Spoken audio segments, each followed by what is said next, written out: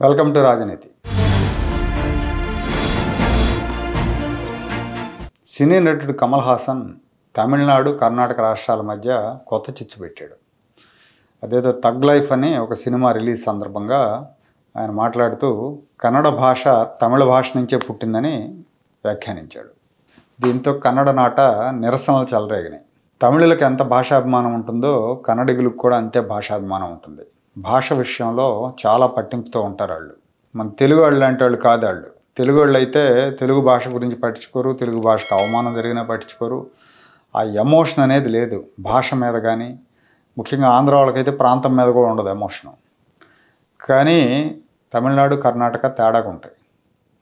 వాళ్ళు హిందీ ఆధిపత్యాన్ని ఒప్పుకోరు, హిందీ ఆధిపత్యాన్ని ప్రశ్నిస్తూనే ఉంటారు. తమిళనాడు అయితే అందులో ముందు ఉంటుంది. కర్ణాటక కూడా కన్నడ భాషా సంఘాలు, కన్నడ రాజ్య సమితి ఇలాంటివన్నీ చాలా ఉన్నాయి. వాళ్ళంతా కూడా కన్నడ భాష కోసం, కన్నడ సంస్కృతి కోసం చాలా పట్టుదలగా పనిచేస్తూ ఉంటారు.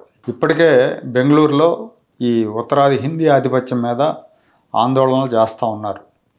ఉత్తరాది నుంచి పెద్ద ఎత్తున ఎంప్లాయీస్ రావటం, మైగ్రేట్ అవ్వటం, ఎంప్లాయ్మెంట్ పెరగటం బెంగళూరులో. దాని మూలంగా హిందీ భాష ప్రభావం పెరిగిపోవటం మీద వీళ్ళు ఆందోళన వ్యక్తం చేస్తున్నారు. కన్నడ భాషనే మాట్లాడాలి, బోర్డులు కూడా కన్నడలోనే ఉండాలి అని ఉద్యమాలు చేస్తున్నారు.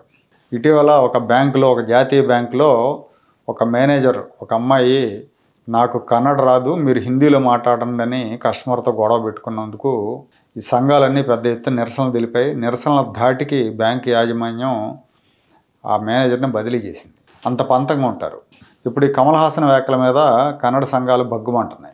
పార్టీలకు అతీతంగా నాయకులందరూ కూడా కమల్ వ్యాఖ్యలను ఖండిస్తున్నారు. ముఖ్యమంత్రి సిద్ధరామయ్య అయితే కన్నడ భాషకు 2500 సంవత్సరాల చరిత్ర ఉంది, తమిళ భాషలోంచి కన్నడ భాష పుట్టిందని వ్యాఖ్యానించడం కమల్ హాసన్ అవగాహన రాహిత్యం అని విమర్శించారు.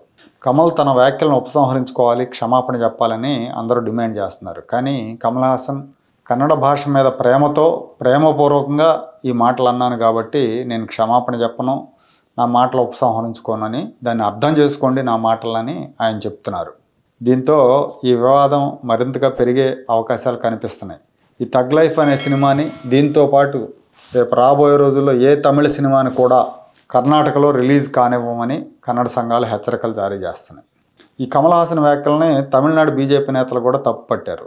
ఇది పద్ధతి కాదు, ఇలాంటి సున్నితమైన అంశాలని రెచ్చగొట్టే విధంగా మాట్లాడకూడదని హితవు చెప్పాయి.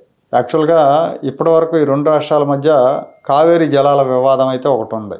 ప్రతి 2-3 ఏళ్ళకి దీని మీద గొడవ జరగటం, ఉద్రిక్తతలు పెరగటం, బెంగళూరులో తమిళుల మీద దాడులు చేయటం, తమిళ సినిమాలు బహిష్కరించడం లాంటి ఘటనలు గతంలో జరిగినాయి.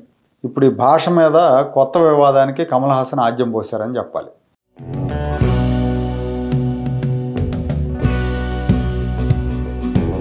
Like, share and subscribe to Rajaniti channel.